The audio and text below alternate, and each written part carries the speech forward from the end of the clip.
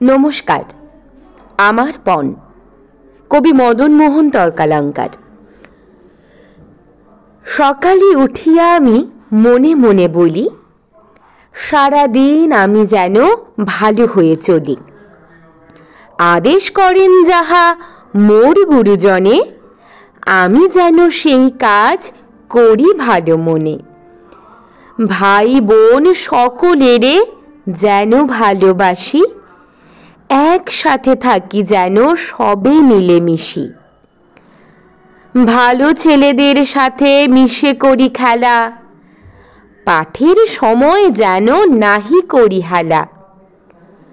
সুখী যেন নাহি হই আর কারো দুঃখে, মিছে কথা কভু যেন নাহি আসে মুখে।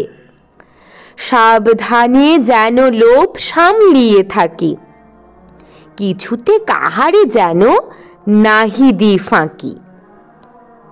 ঝগড়া না করি যেন কভু কারো সনে, সকালে উঠিয়া আমি বলি মনে মনে। নমস্কার।